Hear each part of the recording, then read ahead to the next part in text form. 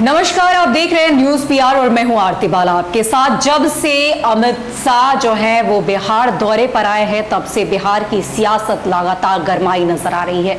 आपको बता दें कि इस 2 दिवसीय दौरे के दौरान लगातार कई तरह के वाद विवाद भी सामने आए, वार पलटवार भी हुआ। वहीं इस दौरान अब जेडीयू प्रवक्ता नीरज कुमार ने भी अमित शाह के 2 दिवसीय दौरे को लेकर बड़ा बयान दे दिया है। उन्होंने कहा है कि बिहार में जब परिवर्तन शुरू हुआ तो बीजेपी के केंद्रीय नेतृत्व जो है उन्हें बिहार की याद आ गई, वो बिहार पहुंच आए।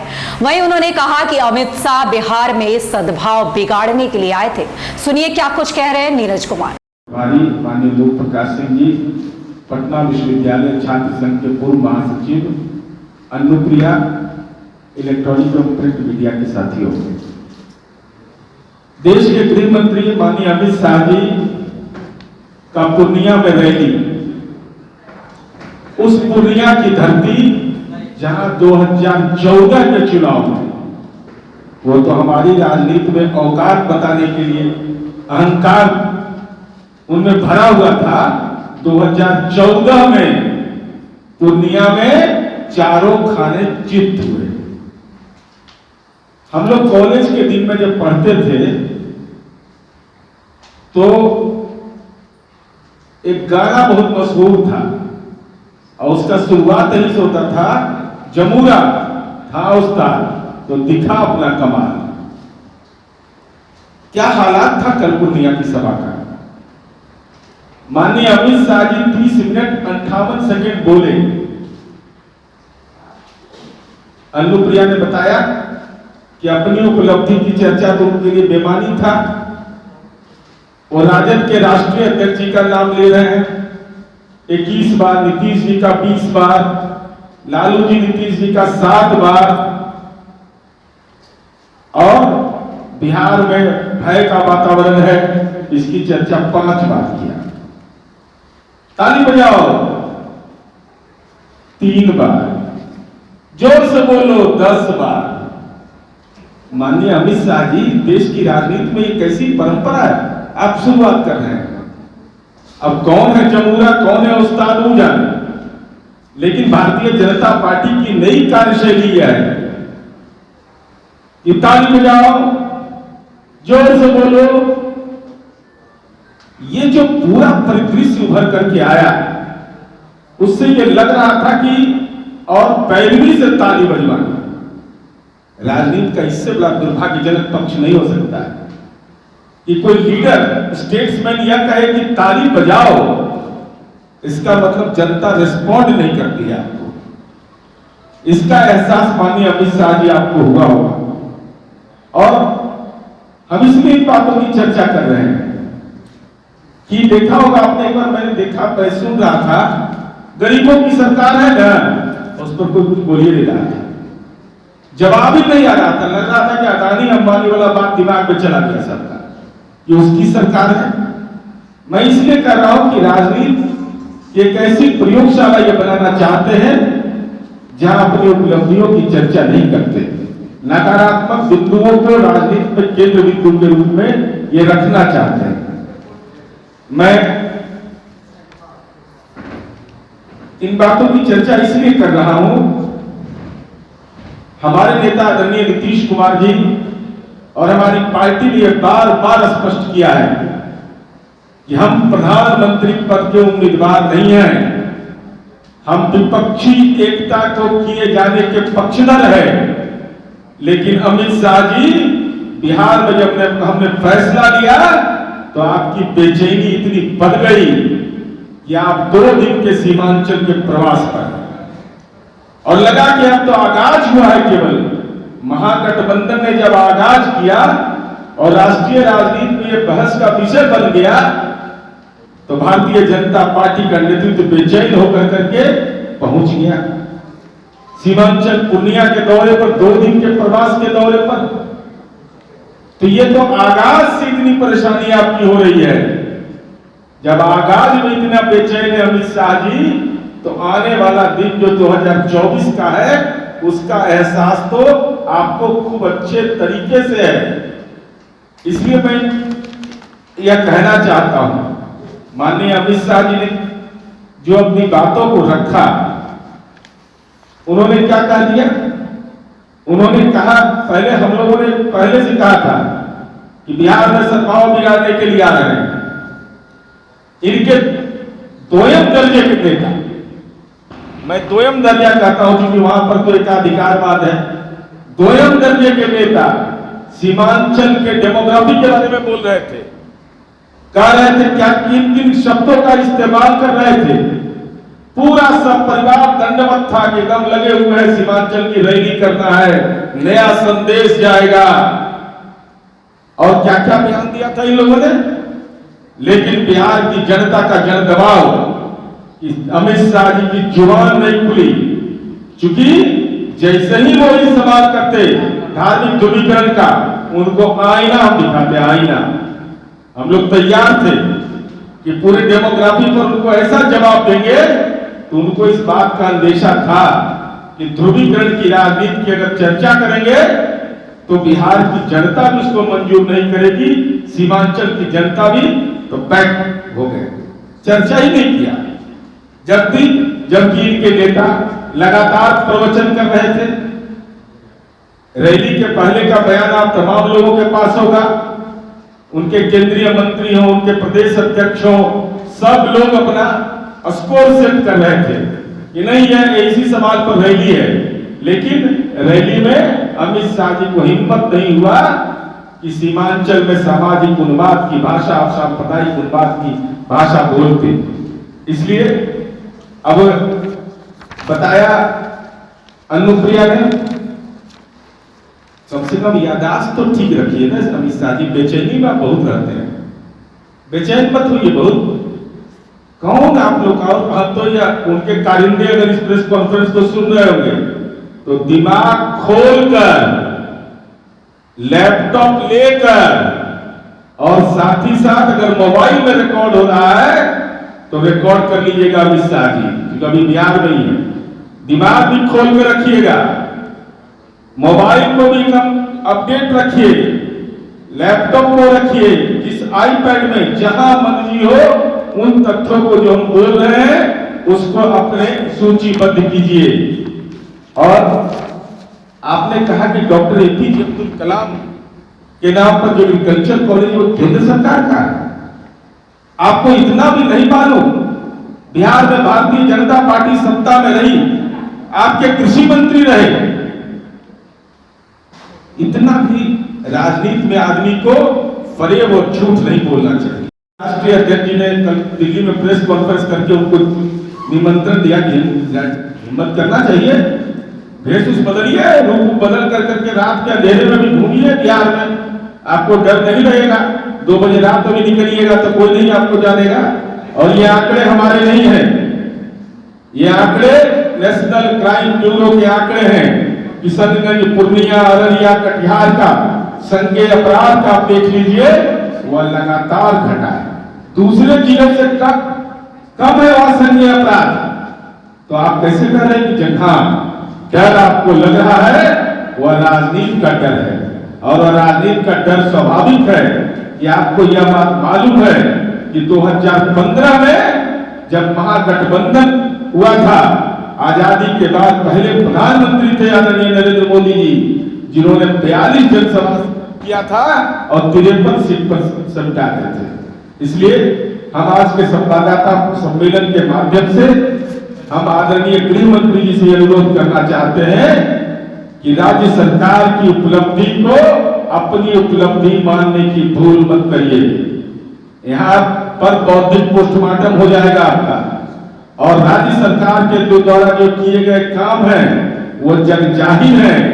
हाँ, आपको चूंकि चीता युग के आप गृह मंत्री हैं, इसलिए आपके मन के अंदर में राजनीतिक भय हो सकता है। बिहार की जनता मैं हूं नीतीश कुमार पर भरोसा करती है कि कानून का राज यहाँ की पूंजी है।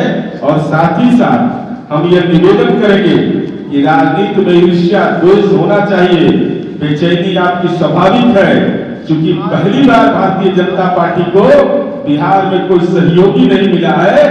तो कम से कम देश के प्रथम नागरिक का जब भी संबोधन करिए तो उनके नाम के आगे सम्मानजनक शब्द जरूर बोलिए।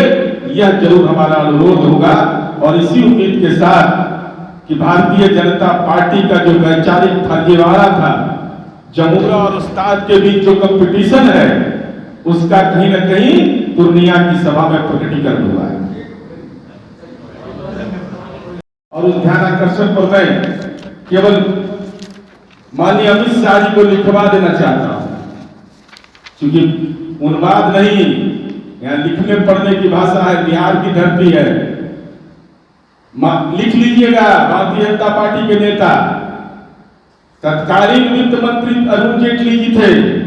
वित्त मंत्री भारत सरकार के अर्ध सरकारी पत्रांक 41 PF-12014 18/9/2015 को दिए गए उत्तर में भारत यह स्वीकार किया गया कि पूर्व में घोषित अनेक परियोजनाएं इस पैकेज में शामिल हैं। 1,25,000 करोड़ की राशि में 1,08,668 करोड़ पहले से प्रस्तावित है। यह पहले से प्रस्तावित था और वर्तमान में चल रही योजनाओं की इतना देय है, ये हम नहीं कर रहे हैं। और भारत सरकार के व्यय सचिव 20 अगस्त 2015 को बिहार के मुख्य सचिव को पत्र लिखकर अवगत कराया था। हम यह कहना चाहते हैं, 28 अगस्त 2015 को माननीय अरुण जेटली जी का पत्र, 18 सितंबर 2015 का पत्र पढ़ लीजिए, आपको पता चल जाएगा कि वो पैकेज क्या है। तो पैकेज राज्य की, उस समय हम लोगों ने कहा था कि रीपैकेजिंग है, आज भी उस बात पर कायम है। जो पहले की योजनाएं चल रही थी उसी में आपने राशि आवंटित किया 1,08,668 करोड़, तो आपने कितना दिया इस बिहार को, यह आपको स्पष्ट करना चाहिए। और माननीय अमित शाह जी ने, आपको याद नहीं था कि आप ऊर्जा के क्षेत्र में बोल रहे थे, बिजली के क्षेत्र में समस्तीपुर में नरेंद्र मोदी जी फंस गए थे 2015 के चुनाव में। हमको जहां तक स्मरण है, वहीं पर जनता से पूछो बिजली मिलती है, नहीं मिलती है, कहां मिलती है। तो वही हाल हुआ इनका भी, कहे बिजली के क्षेत्र में। आपको याद नहीं है कि जिस समय आप सत्ता में आए उसके पहले 93% घरों तक हम लोगों ने विद्युतीकरण का कार्य कर लिए थे। 2014 में मोदी जी के सत्ता में आने से पहले 93% विद्युतीकरण हो चुका था। और देश के एकमात्र राजनेता नीतीश कुमार जी हैं जिन्होंने कहा था गांधी मैदान में कि बिजली की स्थिति में सुधार नहीं होगा तो वोट मांगने नहीं जाऊंगा। आपके साथ जुमलाबाज नहीं है कि 2 करोड़ रोजगार दे देंगे, फला चीज कर देंगे और इसके आधार पर अपनी बात कर रहे हैं। और माननीय अमित शाह जी, हम आपसे ही जानना चाहते हैं कि क्या माननीय अरुण जेटली के द्वारा दिए गए वो पत्र गलत है जिसमें उन्होंने यह स्वीकार किया था कि पूर्व का पैकेज शामिल था? क्या दिवंगत अरुण जेटली जी का सम्मान नहीं करना भारतीय जनता पार्टी का नया राजनीतिक कुसंस्कार बन गया है? यह स्पष्ट करें। और साथ ही साथ आपने हवाई अड्डा की बात किया। हवाई अड्डा तो अभी पूर्ण तौर पर नागरिकों के लिए ऑपरेटिव नहीं है। जरा यह भी बता देते कि दरभंगा में तो एयरपोर्ट बनाए हैं, क्या हाल है? दरभंगा से और दिल्ली के बीच में जाने का 25 से 30 हजार किराया जाता है। तो आम लोगों के जीवन स्तर के बारे में नहीं सोचना और देश के आप सबसे महंगे प्रधानमंत्री साबित हो रहे हैं। हवाई अड्डा का भी आम लोगों को सुपुर्द नहीं हुआ और उसका श्रेय ले रहा है। ताली बजाओ, ताली बजाओ। पैरवी से ताली बजवाने की राजनीतिक संस्कृति माननीय अमित शाह जी, आपने यह कह दिया। एक पुल की चर्चा की, आपको मालूम है माननीय अमित शाह जी कि 121 पुल हम लोगों ने बनवाया बिहार सरकार में। और सीमा सुरक्षा के लिए जो डीबी सड़क होती है, 50 सड़क वह सीमा सुरक्षा के साथ साथ 16 जिलों के पंचायत के लिए सुविधाजनक साबित हो रहा है। इसलिए और ये कैसा राजनीति में दौर आया है, जमुना और उस्ताद का जो खेल हो रहा है, देश के प्रथम नागरिक, ये मेरा गंभीर आरोप है माननीय अमित शाह जी आपके ऊपर। क्या राजनीति की नई धारा विकसित करना चाहते हैं कि देश के प्रथम नागरिक माननीय द्रौपदी मुर्मू जी देश की राष्ट्रपति बनी है, आप उनके संबोधन, उनके नाम लेने में न जी का इस्तेमाल कर रहे हैं। द्रौपदी मुर्मू जी कहना भी आपको मंजूर नहीं, श्रीमती द्रौपदी मुर्मू जी भी नहीं आप कहना चाहते, आदरणीय शब्द भी नहीं लगाते हैं। क्या देश के प्रथम नागरिक के प्रति भी सम्मान राजनीतिक बेचैनी में आपको इस कदर हो गया है कि आप उनके नाम के आगे में भी श्रीमती नहीं कह सकते हैं, आप आदरणीय नहीं लिख सकते हैं, आप संबोधन में आप केवल नाम ले रहे हैं। क्या ये देश के प्रथम नागरिक के प्रति सम्मान का भाव है? ये आदरणीय गृह मंत्री जी को यह स्पष्ट करना चाहिए। और इन्होंने कहा कि का भाव किसी ने तक दिया तो माननीय नीतीश कुमार जी ने दिया। उनके चरणों में शीश झुका करके डॉक्टर एपीजे अब्दुल कलाम महाविद्यालय हमने बनाया। 674 करोड़ का पूरा राज्य सरकार का पैसा है, लेना न देना छुच्छे फूले ना बता है, एक पैसा दिए नहीं। कह रहे हैं कि डॉक्टर एपीजे अब्दुल कलाम कृषि महाविद्यालय हमने बनाया। अरे वहां तो पढ़ाई शुरू हो गई, फिशरीज की पढ़ाई शुरू हो गई, पशु विज्ञान के लिए कैबिनेट से स्वीकृति मिल गई। और बिहार एक ऐसा राज्य है जहां एग्रीकल्चर पढ़ने के लिए बच्चों को हम स्टाइपेंड भी देते हैं, ये देश में कहीं नहीं है। ये बिहार एकमात्र राज्य है जहां एग्रीकल्चर में जो बच्चे पढ़ते हैं उनको सरकार स्टाइपेंड भी देती है। तो इनको ये भी नहीं मालूम था कि डॉक्टर एपीजे अब्दुल कलाम महाविद्यालय की सरकार ने बनाया। इनको लगा था बना ही तो कोई राजनीति का चड्डू खाना वाला क्या बोल रहता है, कोई कह दिया होगा। कैसा ब्यूरोक्रेसी इनके पास है भाई, कैसा सिस्टम है कि आपको यह भी नहीं मालूम। बिहार आ रहे हैं, सीमांचल आ रहे हैं, आपको यह भी नहीं मालूम। जैसे अभी बोल दिया हवाई अड्डा पर ताली बजाओ, ताली बजाओ, क्या क्या ये लोग किया है। और साथ ही साथ आपने यह कहा कि धोखा दिया गया है। कौन है वो षड्यंत्रकारी? क्या भारतीय जनता पार्टी को यह नहीं मालूम कि देश के अंदर में राष्ट्रीय जनतांत्रिक गठबंधन के घटक दल लगातार घटते जा रहे हैं? चाहे वह अकाली दल हो, शिवसेना हो, विभिन्न दल है। तो आपसे लोग अलग हो रहे हैं तो आप कह रहे हैं कि हमारे साथ छलावा हुआ। और 2017 में किसके साथ छलावा किया था आपने? त्याग, तपस्या, बलिदान की पार्टी का दावा कर रहे थे तो 2017 में बिहार में सरकार में कैसे शामिल हुए थे? उस समय राजनीति में लज्जा नहीं लगा था? उस समय अमित शाह जी आपको जनादेश समझ में नहीं आया था? उस समय तो जनादेश आपके पक्ष में नहीं था तो क्यों सरकार में आप आए थे? यह सवाल है। और हम तो सार्वजनिक रूप से इस बात को कह रहे हैं भाई कि देश के अंदर जो अधिनायकवादी ताकतें हैं, चाहे वो राष्ट्रीय जनता दल का नेतृत्व हो या हमारा नेतृत्व हो, हम लोगों ने यह महसूस किया, जैसे 74 के आंदोलन में यह हुआ था कि लोगों ने महसूस किया कि नहीं, तत्कालीन सरकार के खिलाफ एक व्यापक गोलबंदी होनी चाहिए। तो भारतीय जनता पार्टी के नेता अमित शाह जी, आप तो आडवाणी जी, वाजपेयी जी, मुरली मनोहर जोशी की युग के नहीं है। यह बताइए आप कि भारतीय जनता पार्टी का जनसंघ स्वरूप था, आपने जनता पार्टी में विलय क्यों किया था? नीति और सिद्धांत के आधार पर अगर समझौता नहीं करने की बात करते हैं तो कैसे हुआ था विलय? आपका तो एकात्म मानवतावाद था, जनसंघ का एकात्म मानवतावाद था, तो जनता पार्टी में विलय कैसे हुआ? समाजवादियों के साथ आपने कैसे अपने दल का विलय किया था, यह बताइए लोगों को। इतिहास के पन्ने कभी मिटते नहीं है। इसलिए माननीय अमित शाह जी, हम आपसे ही जानना चाहते हैं, आप तो हिंदुत्व की बात करने वाली पार्टी है, तो आप देश के अंदर जातिगत जनगणना के खिलाफ हैं, लेकिन सत्ता प्रेम के लिए आपने जाति गणना पर मन नहीं रखने के बावजूद हाथ क्यों उठाए?